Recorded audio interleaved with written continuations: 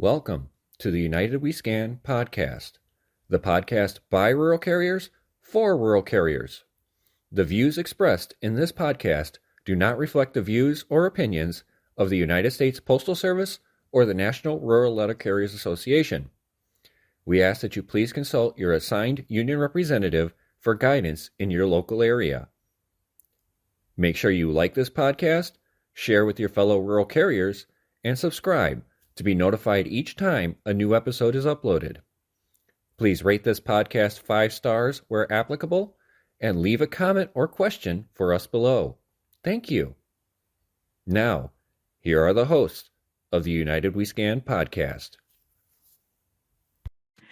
Welcome back, everybody. Episode 48. Regular? What's that? I think we're going to cover, excuse me. I'm a little under the weather, as you guys can tell. We're going to be we're going regular. Now what? So I'm going to pass this off to James, and you could tell us, how was your week? Oh, it was the usual. I did get my Friday off, which was surprising considering I'm the lowest seniority person that was off that day. So I was very happy that they didn't bother to call me in for that or anything. And then the weekend was pretty much normal. They finally had the first opening session for the Model Railroad Museum. So today I was there for it, and everything ran pretty smoothly, other than the typical usual issues we have with the largest low-scale two-rail layout in the world. You know, dirty track, problems with electricity, things like that, and things, of course, wearing out. But I figure since you're going regular next weekend and before the next episode records, we would talk about all the different things it takes to become regular. But first, Bill, how was your week? Oh, baby, I love this time of year. The catalogs start piling up, 14 feet of bundled flats, 12 tubs of loose flats. The last 114 COVID kits I ordered from my customers came in. I'm kidding about the 114. It was more like 139, but I lost count after 114. So, yeah, it's just typical. And that's why we love you, Bill, because you take care of everybody. I do. Hey, look, I have a carrier that owes me $973.18. They needed a new alternator on their car and a new belt, and it's one of the trans-mounted engines. And of course, you have to drop the engine to get to the alternator, and they didn't have the money. So I footed the bill, and they turned around and gave me half of it on Friday, and they'll pay off the other half the next pay period. Because when people need help, I step up. Yes, you do. My week wasn't too bad. It was, I don't know. I'm not going to say it was light. It wasn't really heavy. It was kind of at average. Thursday, I started not feeling so hot. And then Friday was a 10.5 hour day for me because I really wasn't feeling good. And I've spent the last of the 2 days in bed. I did get myself out to do this today, but yeah, I'm going to be that person. And unfortunately, I am forced to call in tomorrow because there's just no way in hell I can do this tomorrow. Well, Yeah, it's been proven she has COVID 184. That's the new variant we have. Is that what that is? I don't Yeah. know. I've never tested positive, so that would Well, require taking a test. I mean, there's so many variants. I'm up to 184 on the variants, and the hell with it. After the last COVID-19 crap, if I get it, it'll be because I didn't drink Crown that night. I think maybe I wasn't drinking enough Crown. That might be it. No, I think she got the COVID variant USPS regular. She's now acting like a regular, taking the day after a holiday off. But no, But she I, does sound. but She I'm does not sound sick. No, yeah, I am. I'm actually pushed to talk tonight in case I go into a coughing fit, so y'all don't have to hear that or try and edit it out. Oh, a 20-minute heat training video. Yeah, that's that falsification of hip training that the city side had. We're not going to touch on that today just because, number one, we want to try and be quick for Kristin, and two, we want to go over everything for regulars right now. But we will be touching on that eventually. So, but the big thing we want to talk about is going regular. What are the steps that go into that? How do we go through all the paperwork that we receive in the mail from it? And what do we do as we become a regular and responsible for the route we're put on? So, Kristen, you just received what in the mail? What did you receive in the mail? I got my book from Shared Services, and that has all the forms for your FEGLI, which is your Federal Employee Government Life Insurance. I think group life insurance. I don't have it right Yeah, in front of me. I'm sorry. that is correct. And it has that, and it has your beneficiary paperwork and all that fun stuff. And your healthcare information. Yep. If you guys give me just a second, I'll let you talk and I'll run and get my book. And Yeah. and for those who just became regular or about to become regular, Fegley is the one time now that you get to sign up for more than basic. They rarely have an open season on Fegley. So if you need extra insurance for whatever reason, get it now. And life insurance is a very, very, very important thing because if, for instance, you're out on the route and get taken out by a semi truck in a LLV, that's going to help cover expenses that you have related to that if you were to be fatally wounded and things like that. It wouldn't be fully responsible on the rest of your family to take care of that. This is a worst case scenario. I'm not saying that it's going to happen or anything like that, but you should be prepared for anything that could come up. You never know. You could get COVID and it puts you in the hospital and you end up having some complication with it or go to a hospital that's terrible at taking care of people. You never know. So And life and the insurance, and the Fegley rates are still cheaper than the standard rates out on the open market too. So yeah. consider Yeah, that. okay, I'm back. Yes. Yeah, and the federal's always cheaper than anything else you can come up with. Say, I have life insurance through several different agencies myself, and they're all more expensive than Fegley is. Now, you have to actually to find out how much your share comes out for the FEGLI, you have to go to the opm.gov site, and they have a calculator. Now, you have three options. You can decline it, and you have to send the paperwork in. Or you can get option A, which is the standard. Option B, which is additional coverage, up to 5 times your pay. Or option C, which then would cover children under 22 and a spouse, but it's only like 5,000 and 2,500. I have gone on and looked and just to see what I want to do option wise. Of course, my wife made me take option B with 5 times. I was looking at doing 2 times. Mine going double would, I think if I remember right, it was like $7.20 a paycheck. And that's for life insurance. That's Yes. almost $15 a month. There is no life insurance policy out there that is cheaper than that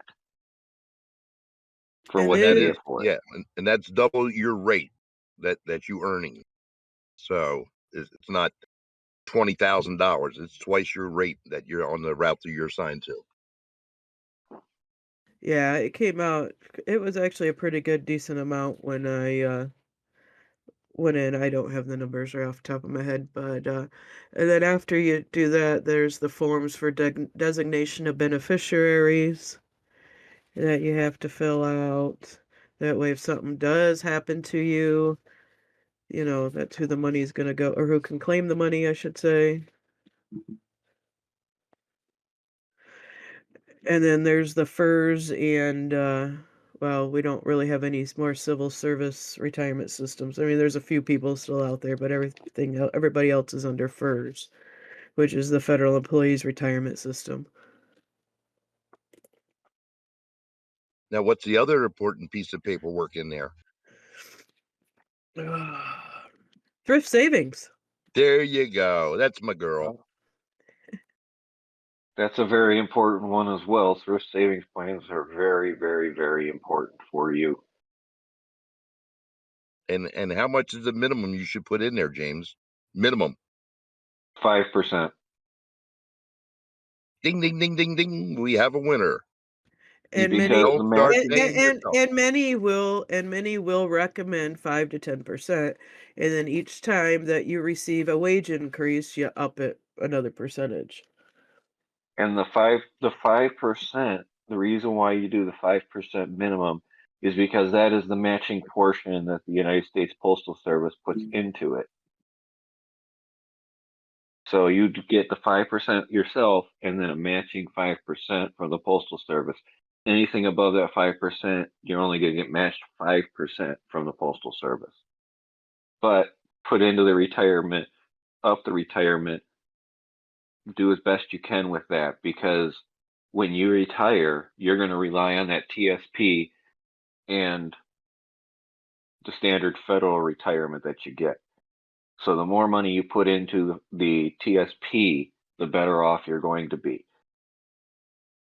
Which I kind of had to go over with my son when he joined the military, so that was kind of I'm not unfamiliar with it at all, having to help him along the way. And then you also have to think about your health insurance plan that you want to go with. If you want to get a health insurance plan through one of the insurance companies, or if you want to go with the rural carrier benefit plan, check them all out. Figure out which one works the best for you. Those you can And check out on Light Blue. And tomorrow also starts open season for healthcare benefit. yep, Let me add a footnote on the TSP program, okay? Folks, whatever you do not try to add additional monies to your TSP, because any money that you take out of your checking account, savings account, wherever you're taking it from, has already been taxed. And you will be taxed again when you start withdrawing from your TSP. So you're paying twice on the same money. Don't try to do any type of additional contributions to TSP. Period. I've had people advise me to do that, so I can catch up. I'm like, well, hold it. I've been putting 15% away for years. What am I going to catch up on? Don't pay twice on the same money.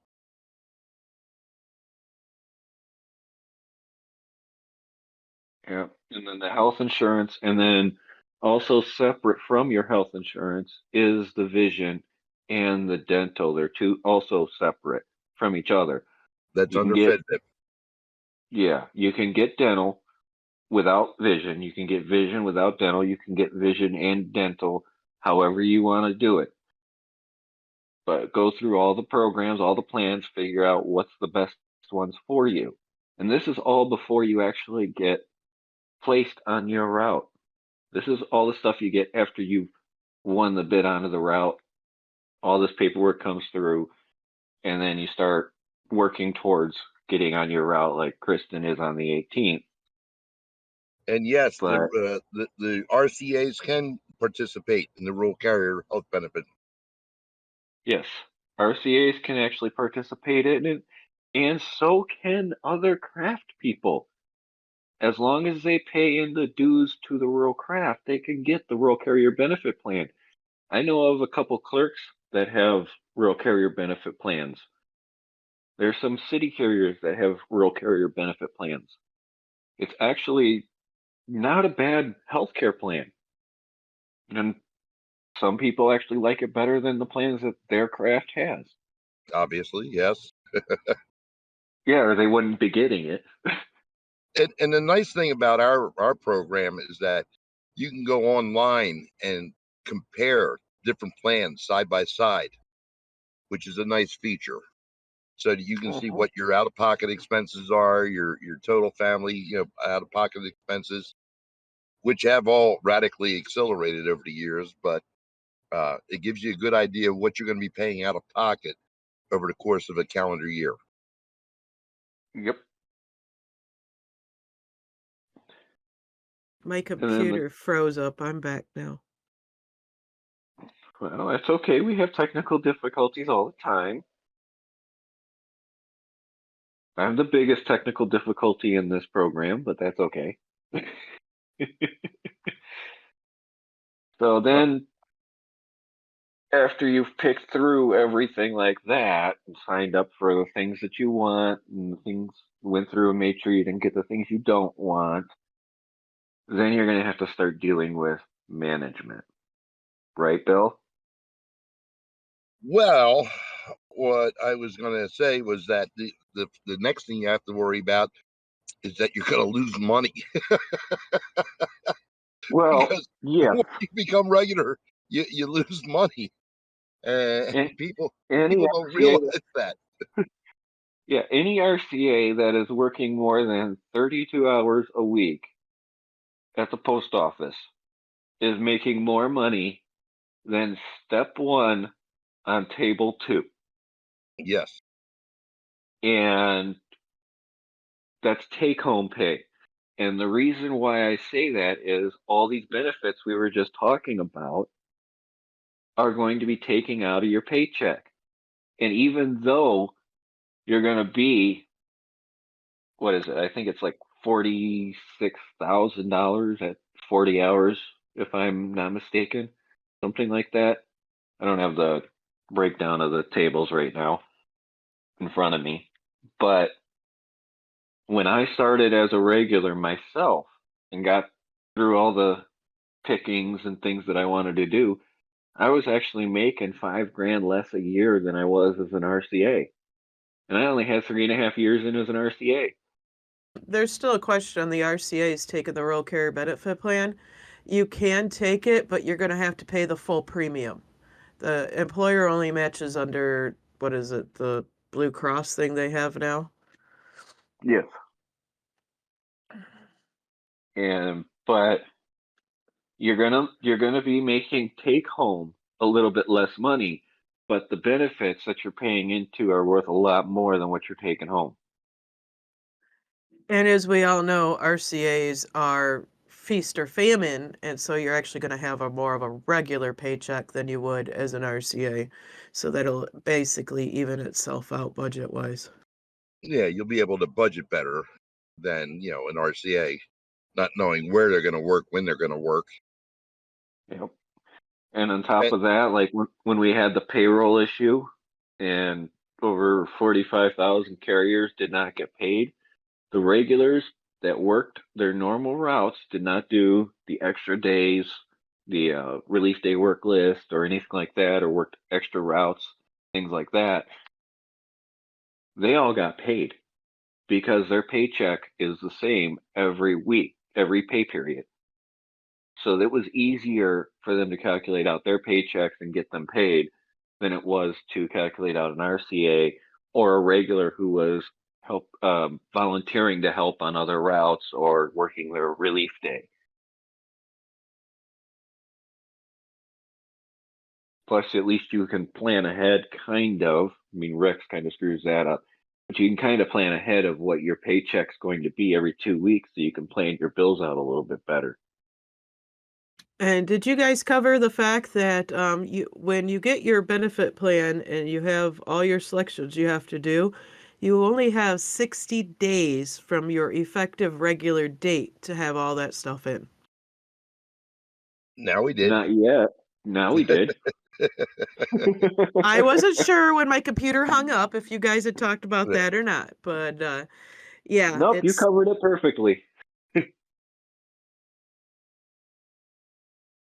yeah, you have Yeah. 60 days from your effective date because you can't go into light blue and under postalese and select this stuff until you're actually effective. So yeah, 60 days from your effective date to turn in all your all your good stuff in that fabulous book I'm trying to figure out. And There's a couple your days of reading there. your effective date is the date you are placed on the route, your first day as a regular. So it's like Kristin, she's being placed on her route on the 18th. Now that's her scheduled day off for the route. And if she wasn't working that day, that would still be her effective date. When I got posted on mine, my route has Saturdays off. My effective date was a Saturday, but I didn't start working the route until Monday. I will be working my K day. Yes. So that would be her effective date, would be the date that you are posted on that route, the date you start that route. There's a So question about how do you actually find out that you filled out the insurance? And that answer is once you go on to the light blue program, after you've sent the paperwork in, give it a week, then all that ought to be coming up on your Form 50 for your deductions, for your hospitalization, and everything else in there. yep. It should be on your Form 50, but then again, you'd have to access your Form 50 from a postal computer. It will not let you look at it on your home computer. Unfortunately, they still have not opened the EOPF on personal computers, which really sucks. Yes, because they are hiding important information about you from yourself. Yes. But your management should not turn you down when you request to be able to access EOPF on an interoffice computer. Yes. And if they are, contact your designated union representative. No, you don't use employees' computers at the post office. You get a supervisor to sign on for you. Yes. There's a You get question your that popped up there. postmaster. Yeah, you get your postmaster or your supervisor or your OIC to log on for you. We don't have logins, and as mapping facilitators, they wanted us to have logons for that, but that is a higher level function. Being able to log on those computers is technically a higher level function for the rural craft, so we should not have logins to do that. Oh, hold on. You just went down a rabbit hole there. Are you saying that people in the union that facilitate the mapping on the routes are in higher level assignments? I did not. I Okay. said that mapping is not a higher level function, but and facilitating mapping for carriers is not a higher level function. In fact, it's a safety net for the rural craft to have somebody who is a rural carrier be the mapping facilitator to ensure things are done correctly instead of allowing management to harass and bully carriers to not put in traffic control points that actually do exist. Now, I could get down a rabbit hole with that one if I really wanted to, but we're talking about becoming regular here. And that is actually a great segue. As a regular carrier, as soon as you get placed on a route that you may not have done anything to, you're definitely going to want to sit down and go through the mapping, the entire mapping, make sure everything is the way you want it on that route. Yes, check Correct. Going back, frequencies, your traffic control points, all yep, that.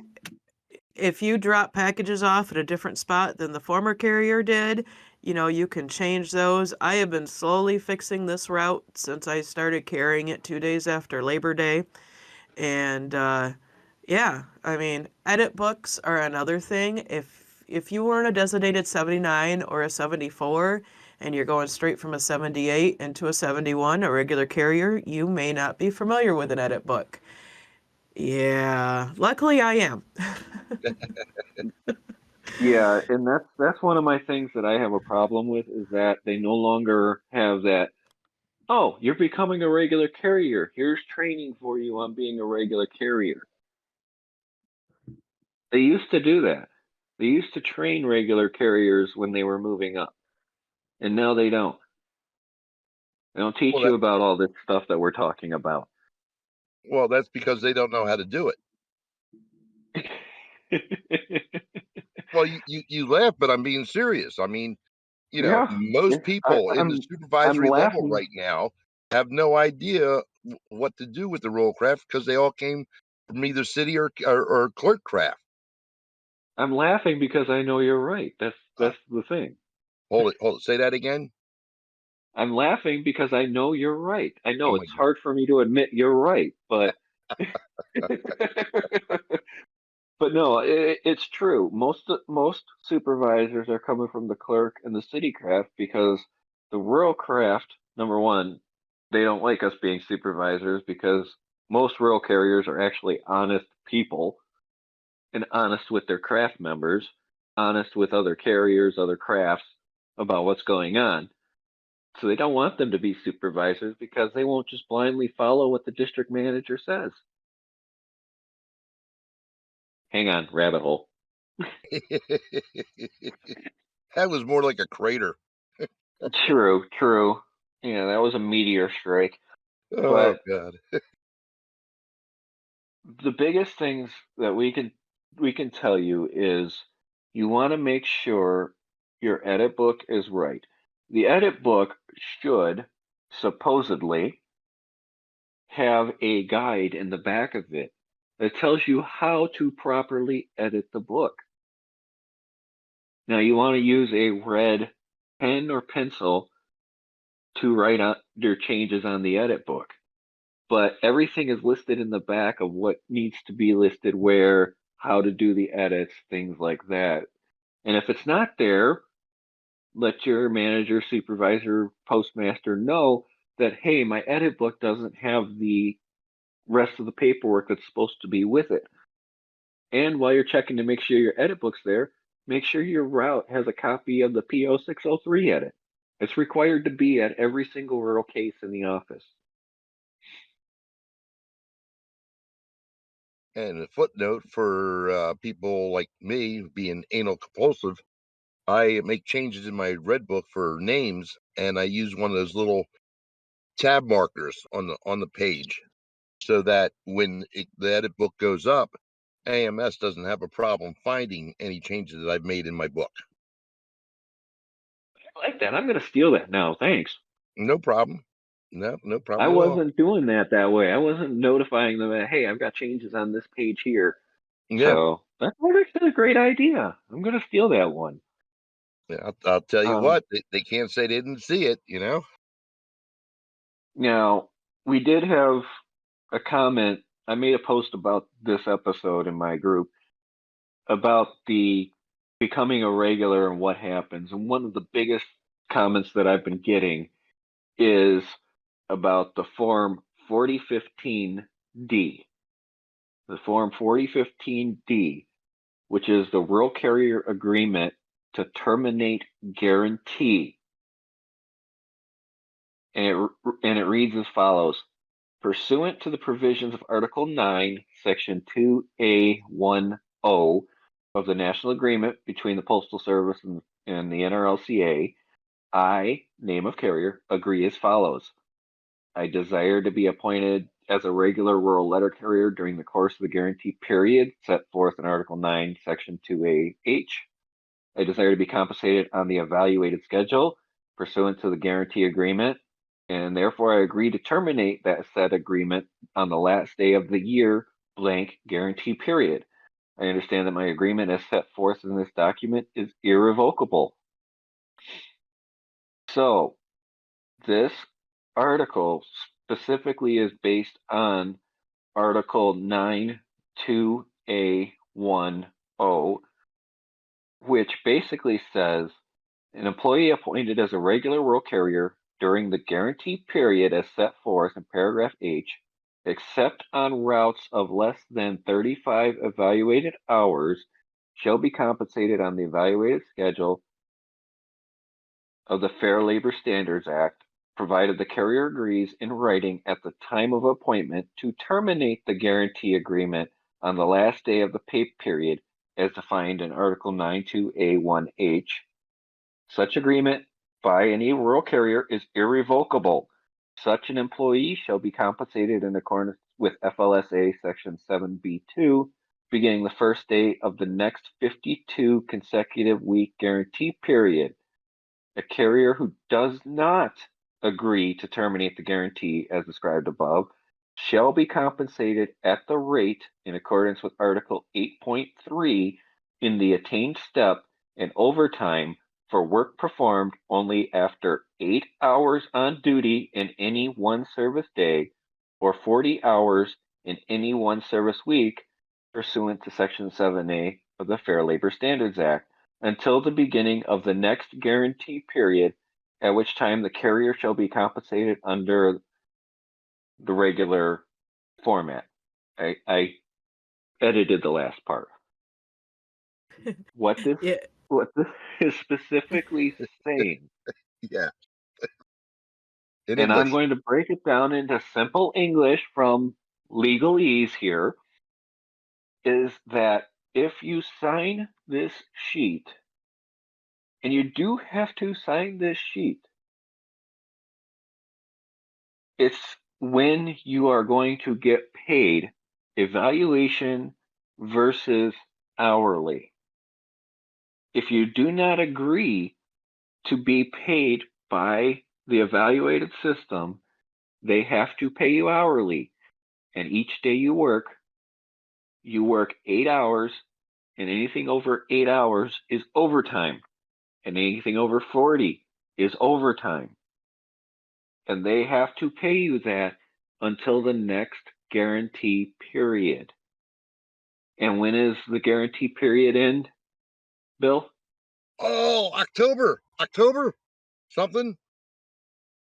The end of October. No, it's Yeah, actually the end of September, beginning of October. Usually starts the first full pay. The new guarantee year always starts the first full pay period of October. October. Yes. Yes. First full pay period of October starts the new guarantee. So this past evaluation period, when we got our evaluations and started our new valuations, was the beginning of the new pay period, which was October 7th. Yep. So if you decide you want to go hourly as a regular carrier, you got to think about how you're going to do the route. If you can do the route under evaluation in the summertime, and you know you can, take the evaluation. If you're not going to be able to do it, say for instance, the route is overburdened. You got a 65K route. You got a route that's under evaluated. Say you got a route that's a 40H, but it's really evaluated. It's really supposed to be a 40K. Take hourly, because you'll probably make more money if you're always working over evaluation.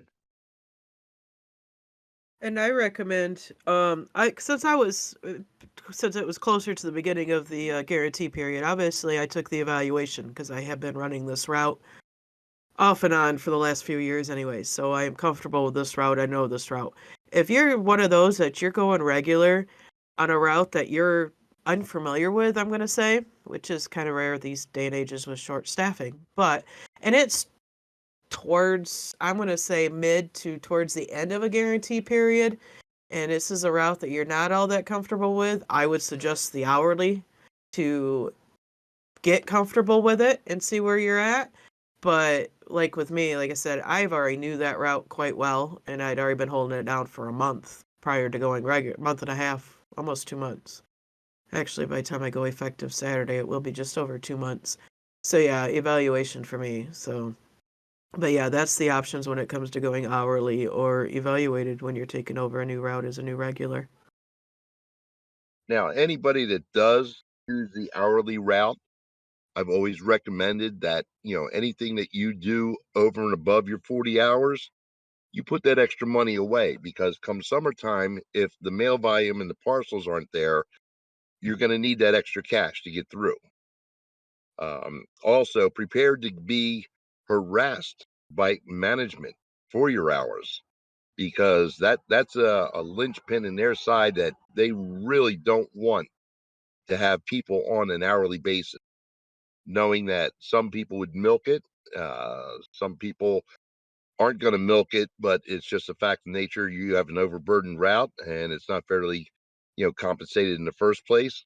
But be very careful about choosing the hourly selection just in case, because you're going to take a couple months until you become familiar with the route. And then once you do, summer's going to be a lean season for you. Yeah, Absolutely. and they're going to micromanage. They're going to be out there trying to figure out, well, they're going to be sitting in the office watching the computer the whole time, yelling at you about stationary events. You got to remember the message: beat the heat, no stationary events, and things like that. Oh, wait, yeah, that's what killed a carrier in Texas. I forgot about that. And one in Yeah. California, yeah. We've Yeah, had a few of those.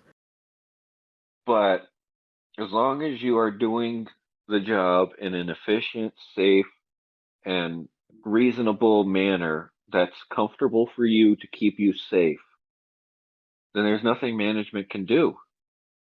But taking the hourly or evaluation is 100% carrier discretion. It's not management. Management's going to try and force you to sign it. And that's their big bug up their butt. They want everybody on the evaluated system because if you're working over evaluation, you're saving the post office money. And you got Well, to remember their spreadsheet's got to look good. take for example my route. I'm rated at 62 hours, so I'm a 48K. Well, there's 5 hours, a week that I'm not getting paid for. I'm keeping it under evaluation, but like tomorrow I'll be over evaluation. The rest of the week I'll be under. Doesn't matter in my case because I'm only getting paid for a 48. So, look at the route you're bidding on, make the decision based on that. And God knows when they're ever going to be able to make route cuts and adjustments. So, it's a complicated decision you have to make, but choose wisely. Yeah. Absolutely. Choose wisely. I know, like I said, I went, obviously, that was the first thing that Saturday morning after the bidding closed the very next day. She's like, "Congratulations." She hands me that form. I'm like, "Oh yeah, this form. Okay." And it is confusing reading it because you're like, "What the hell is this talking about?" But yeah, I luckily, you know, being educated within the craft, I was familiar with the form, so I knew what I was signing my life away for that day. Like we said, the PO 603 is supposed to be at every rural case. If it's not there, get with management to get it there. If management's not willing to get one, contact your designated union rep because there's supposed to be one at every case. You need to learn the PO 603. You should already know it as a RCA, but if you don't, you should learn it because that tells you everything you need to know about being a rural carrier. And then you also have to learn the contract. And both of those are very dry reads. Most of it's written in legalese and it's hard to understand. But management will tell you a bunch of garbage and see if you go for it. Because an uninformed carrier is loved by management because they can tell you to do anything and you'll go, "Oh, is that my job? Yeah, it's your job. Do it." But if you go, "Hey, that's against the contract," or this is how it says it in the PO 603, management hates that. Yes, they do. That's my favorite thing. We've had carriers saying, "Well, I was looking at possibly, instead of just putting in a 3971 for a day, they would ask and they'd be like, "Oh, well, we're not going to prove anybody just in case so and so wants it off." No, it don't work that way. And, I have a supervisor. It's like, "Well, I wanted more." I'm like, "Well, you guys have a copy of the contract." "Well, it's not here." I said, "It's because it got tossed up by the scanners." So I'm one of these days, and I keep telling her, she's like, "Well, I think it should still be there. It's still there. That's where it was when I left the office Friday. I'm going to take little tabs and I'll be like, so you want to educate yourself. Here, start with Article 5. Oh, yeah, Article 10's a big one in this office. And Article 30. And here, educate yourself. I'm going to put little tabs on them. Read me, read me, read me.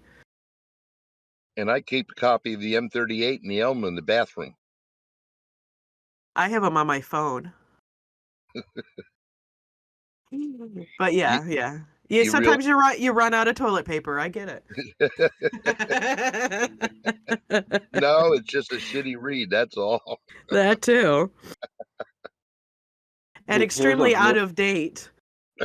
Here's a very good comment for you to remember, Kristin, and for all of us that are regulars too. Don't forget what it's like to be a sub. Keep your Oh. labels clean and change them at least twice a year, if not 3 times. Keep boxes clearly marked. I ask them what else I can do to make my route easier for them. Actually, and I've been doing that. This past week I took a couple days to do it, but as I was waiting on clerks, I started it because I was waiting on the clerks to sort packages. I got the yellow carrier alert cards, and we put the little label holder on there. So I was writing all my seasonals in on those, and when they come back, and so I went. And of course, I put them not with the name up on them, but then I went in and all my seasonal forwards. As I was delivering, I was putting the carrier alert card in the mailboxes. That way, because then I was pulling mail out that should have been forwarded at the same time, since my route was split a couple days while I was training. So that's just another way for somebody who either is not familiar with the route or you're training a new sub on your route that, they open that box. Oh, carrier alert. If they look at the back of the card, they'll see, oh, these people are forward, they're seasonal. Okay. And they can continue on. I have red carrier alert cards that I put in the case, like we talked about this before with Bill and his popsicle stick things, tongue depressors, for holds. That way, if it's not held out of the DPS, or they're not paying attention to the markings or to the dots on the case for the holds and the forwards, when they get out there, oh yeah, it's on hold, and bring the mail back with them. I'm cleaning up that case because there are several addresses on that case that don't have a mailbox or house burnt down years ago, and I'm in the process of cleaning up and waiting on my new labels so I can redo the labels on that case. So all that stuff that doesn't currently get delivered, I can always go back and add it in later if needed, is not on that case, confusing people. Because even I was, taking over that route, I was getting confused. I had a package for a house. I get to that address. Wait a minute. They don't even have a mailbox. Okay. They probably have a P.O. box. I get back. There's actually a listing on my case of everybody that has P.O. boxes on that route. And I'm like, oh yeah, there it is. Or just, no mail receptacle it. But yeah, it's coming in and holding this route down as an RCA and knowing that I will be handing in my 120-day letter Saturday when I go in, and having other borrowed RCAs running my routes, that I wanted to make it as easy as possible, because it's a bear of a route at times. I'll put it that way. Yeah, Don't and if forget, you're actually if you're bringing that parcel back because it has no mail receptacle, scan it. Yes, absolutely. it's under I believe it's under the forwards. It says no mail receptacle, if I'm not mistaken, under the forward section. Number 3. When you scan the package, press enter. It's number 3. Yeah, I know that, And but I then don't remember seeing a no mail receptacle. I've never seen a vacant or either something under else. that one, or under other. One of the Yeah. two. I know my P.O. boxes get scanned as a 321 back to office for verification, then we just toss it in for the P.O. box section. But Yeah. And if you're interested, the ruralinfo.net does have a rural carrier edit book guide. So if you guys want to actually look at a PowerPoint of how an edit book is done, it's a great resource right there. and as a new regular, like I said, touching back to the mapping, definitely don't let them rush you out the door with your mapping. They have to let you go through that whole thing. Because even And I'm noticing that the former regular mismarked quite a few things because for one reason or another, the houses were put in wrong places on their pinpoints, wrong addresses. So yeah, I'm still cleaning that up too. if they're trying to rush you out the door and trying to kick you off and saying you don't need to go through all that, contact your designated union representative. Because according to the National Rural Letter Carriers Association, in their What's New section, mapping is the most important thing to do for a carrier. Excuse me. Well, I No mean, rabbit hole, Bill. if you want the proper credit for delivering a parcel to the door, you're going to map your park points and your delivery points correctly. Because that gives you out of route miles and out of route feet for your deliveries, and every foot adds up. Yes, it does. And if you're one of those that has long driveways, like I do on my lakeshore side of stuff, that does matter. That adds up. Only if they're straight driveways, though. Yeah, unfortunately, mine aren't all that straight, but yes. That still irks the living shit out of me because I've got several that wind back and forth. It's a half a mile up to the damn house, but I only get 800 feet of credit. The over the river and through the woods driveways, yes. Yeah. Yep. But that's a lot of the things that I have. Well, let me reiterate what Kristin said about remember when you were a sub. Okay. That point is lost on so many people. Case in point, carrier next to me is a new regular carrier, and he was abused as a sub and everything. And I came in on a Saturday on my drop day, and they had 2 open routes. And I said to him, I said, "Are you going to help?" And I said, both those routes. And he said, well, no. Why should I? I'm a regular now. He says, "Why don't you help?" I said, "I am helping. I'm here, and by contract, I'm not allowed to help on other routes on my drop day because there's no formula to pay me." But yet, this guy, I'm a regular now. I don't have to help anymore, folks. That this is why we can't keep subs. Everybody's got to pitch in once in a while. Yep, I agree. And, As they say, if management wasn't in the office, rural carriers would get everything done. Yep. Oh my God, yes.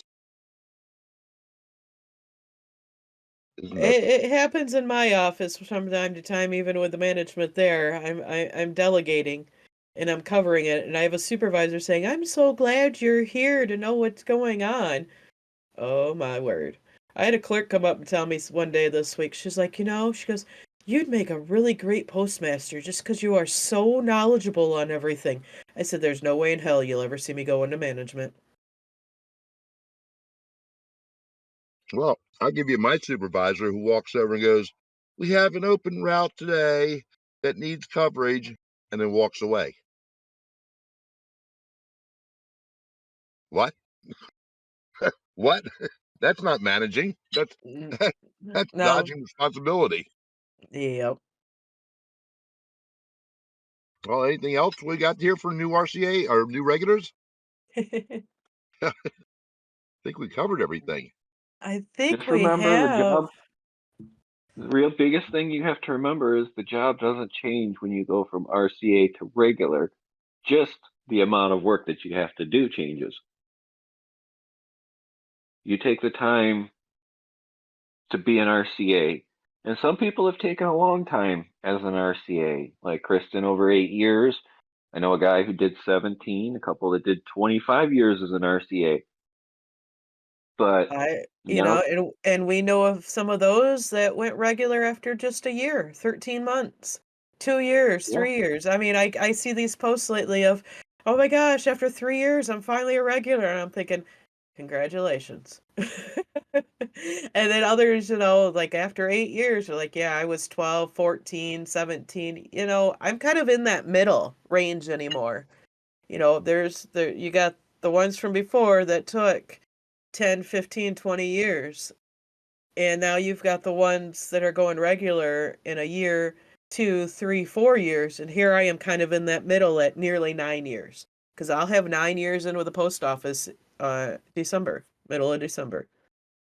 And then you have some that are going in just after their 90 days because Yeah, their routes, or going PTF.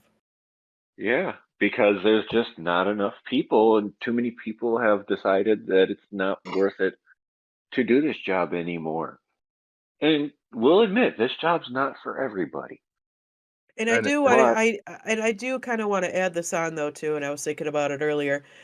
When you go PTF, you get all the career benefits. You're still a sub, you're still a leave replacement, but that career benefits book, that's you too. That's for the PTFs as well because you are at a career status at that point. So let's not forget them. It's not just going as a regular carrier, but you're going as a career as a PTF. Even though you're a leave replacement, you're still going to get used and abused just like an RCA. being a regular, being career is a hard thing to do.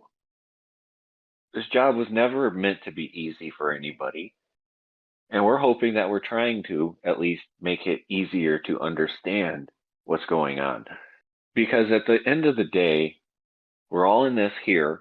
We're all doing this together.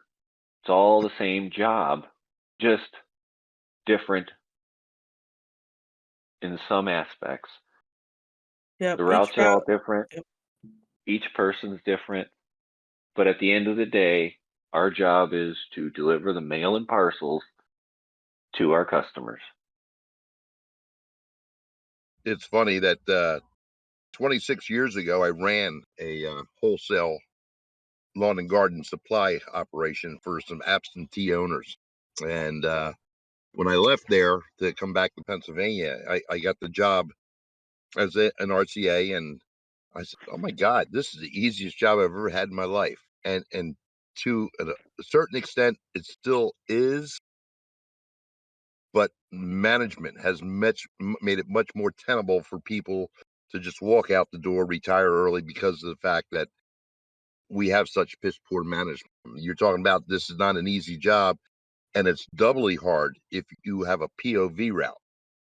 Yes. Because when I had a POV route, I don't care what the EMA is, it never covered your expenses. No, it doesn't. And having delivered out of a POV for the majority of my RCA career, I can definitely agree with that one. I started at a POV and, just recently finally sold it after the second one. I don't know. I can't tell you how many I've had. 6 different POVs in 8 years. So yeah, it definitely does not cover all the expenses. And I remember, that was one of the reasons why our POV route, she kept asking him, are you going to switch over? Because he's only a 41K. And it's a 45K. She kept asking if he was going to bid on it. He's like, I've got a loan on this Jeep because this EMA just covers my loan and a few extra things. He goes, why the hell would I want to take it out of my paycheck for an extra $125 a week? He goes, it's not worth it to me. I remember first time my POV broke down, and I called in, and the supervisor says, "Well, where's your backup vehicle?" By the time I was done laughing, I think the supervisor hung up on me. Hey, Josh. Nice Why, of you to hello? join us. Well, in regards to what you were saying a bit ago with certain parcels, you scan them as incomplete address and then address verification. That Yes, does not kill the clock. It does in the office. But when they deliver it at the PO box, it kills it completely. Oh, okay. yeah, it I does. Yeah. would do it as a Put forward. it does put a If No, it's pause going to on your it. PO box, I would scan it forward. no, it's back for verification only for the sure fact that it goes to the PO box, and then once the PO box scans it in as delivered, then it stops the clock. It stops the clock on my route, Okay. but it doesn't stop the clock for the actual package to be delivered. Right. And it's probably the penultimate thing you can do as a rural carrier. It means your career. It means you're earning towards retirement. It means you're moving towards the goal of becoming a retired rural letter carrier. It's on us as retired rural carriers, regular rural carriers, to help teach the next generation RCAs and PTFs what it means to be a regular and what it means to become a retired rural carrier. And our job does not end to teach these people, because an educated carrier is the bane of management. Absolutely. And educated RCAs are even a bigger thorn in their side. So kudos for all you well-educated RCAs out there. They don't like that. I know from experience. Ain't that the truth? Yep. Oh, by the way, congratulations on becoming a regular, because when they ask you to help on another route, you can say, No, I can't. I'm uh, sorry. My route is extremely heavy. I mean, like I said, Friday was 10.5 hours. Granted, not, I was sick. But, if I'm looking at it, if I'm not getting out of the office till 11 o'clock, there's no way in heck I'm going to be back in time to help. None whatsoever. So, there may be those days if I have a light day and they're like, hey, we need somebody to run the aux, and I'll be like, yeah, I'll go ahead and take it. Yeah, I'll take that extra hour and a half of overtime. But as of right now, I'm going to be working every K day I have. So I don't have a sub. and We had our rehire. I did go out with him twice on Tuesday and Wednesday. Friday was a shit show because he had to work and Rattlesnake assisted as well as the postmaster, but it was still a complete shit show. And one of the other regulars ended up running the aux route. I had one that was in academy last week, so we're trying to figure out when to schedule him for OJT. And then we have our other one is orientation on Tuesday, and I believe doing the shadow day on Wednesday. Not my route, even though technically it should be, but they went to the other route. So like I said, when I walk in Saturday, I will have that 120-day letter in my hand. sign it, round date it, copy it. There's yours. All right, so how about if we wind this one down tonight, guys? I think we touched on the most important aspects of becoming a regular. Absolutely, And absolutely. if we haven't, feel free to comment on our post when we post this podcast in the group, and comment on it on what we missed. And you may hear your comment on the next week's episode. And when we're back next week, I'll be a regular. Oh my. I'm going to send you a bottle of Metamucil. No, please don't. All right, now you're And sending me to a coughing fit. Thank you. And just a reminder for those that missed it, last week we did say that we might have a special midweek live recording with a special guest.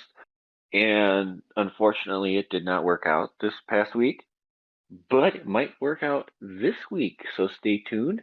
Join our Discord server. Hashtag shameless plug. Yeah, Because we're gonna try again. That's for sure. We're not giving up. because if we do that, you can actually listen to us live, while like the audience that we have in this one right now. So if you're not part of our Discord server, you might want to join that. The link will be in our group, the United We Scan podcast group on Facebook. So you can actually join through there, and there may be a special guest that you can listen to. And before I go back to bed tonight, I will update the link on the page too for Discord. Is it Kim There you go. Kardashian? You- They'll just have to tune in to find out, won't they? Damn. Okay. All right, guys. I'm gonna give my final comments here real quick and then turn it over to the guys. I say, stay safe out there. Tomorrow's gonna be hellacious, the Monday after Saturday holiday. I honestly do feel bad for calling in for tomorrow, but as you all hear me, it's just no way I physically can work tomorrow. I did everything I could to get up and out of bed to be here tonight. So, everybody stay safe and remember one box at a time tomorrow and get home to your loved ones. And I'm going to turn it over to James and Bill now. Oh, well, Kristen, we hope you start feeling better, and we're actually surprised you even made it to this episode to record. We were talking earlier before the show, and I'm just amazed that you were able to last this whole episode with us. I thought you might get into a coughing fit and go, "Yep, I'm done talking." But I've had a few of them, and the sweats are coming back, and this fever's killing me. So I'm gonna go back to bed here in a few. So What yeah, a trooper. What a trooper. get yourself some NyQuil and go to bed, and we'll talk to you on the Discord server or in the groups. So, Yep. Feel better. Good Josh, night. you want to give us some final thoughts since you listened into some of this? Well, before I give final thoughts, I was just going to say a couple of the key points that we brought up today is they covered some of the changes with the insurance plans and the Medicare requirements as of January 2025. We did not cover that because I think that would be getting a little bit too deep Well, no, I'm into saying this all is that. what they covered at the booster. Oh, okay. The person that did the SAC update is the newly elected SAC board member. So he really didn't have much information that he could put out, except for it will be in Atlanta this year and next year, because next year is the credit union's 100th anniversary. And then it will start rotating after that through all the states in SAC, whoever the sitting president is. So it will be in North Carolina in 2026, and then go through the rotation of the rest of the states after that. It was good information. From what I was able to hear, I didn't catch the beginning part. You guys, it sounded like pretty much covered everything, especially the new people. Don't get overwhelmed. If you do, take a step back, take a deep breath, and step back in, especially tomorrow. It's going to be rough for everyone who is working, because they said day after a holiday and it's a Monday. Have a good week. Talk to you next time. Enjoy the 3-day weekend. I'm not looking forward to tomorrow with daylight savings time. I really hope people take to heart the fact that, we do this of our own volition on our own time without any compensation, despite what James thinks. And all we're trying to do is help you, knowledge base, for the contract, for your benefits as a newly crowned rural carrier, your career employee. Our whole goal is to help you in your time of need or your time of questions in regards to what's going on, and you can't find other credible sources, or you don't know where to look, and we can point you in that direction. That's all we're here to do, is to serve. And I take great pride in that, in regards to the fact that we do this for free because we care. And I truly mean it, and I believe my hosts truly believe that also, because otherwise, what's the point of even being here? Tomorrow's gonna be tough. Everybody, like Josh says, take a deep breath, step back, and gather your wits, and step back in because it's going to be hellacious tomorrow. And, with daylight savings time and darkness coming early, everybody, please be safe. Be aware when you're delivering in addresses with dogs or small children in the dark. I don't worry about my own personal safety, but I do look out for my customers, the kids and the dogs. Just, get home safe to your family. You're the most important delivery of the day, and make sure you complete your job. And that job is getting home to your loved ones. Everybody have a good week. Thank you guys. And I agree with everything you guys have said. With this earlier darkness that we're coming upon, if you feel it's unsafe to deliver, if you can't see and they don't provide you with the tools to be able to safely deliver the mail, then you have the right to tell them it's unsafe. You're obligated to tell them it's unsafe because that's what the PS Form 1767 is for, is unsafe work condition. Your designated union steward should back you up on that. Should, supposedly. But the most important aspect of any of this is that when you go out there, you do the job to the best of your ability, because at the end of the day, we're all one craft and we're all in this together. Thank you guys for listening, and we'll see you next week.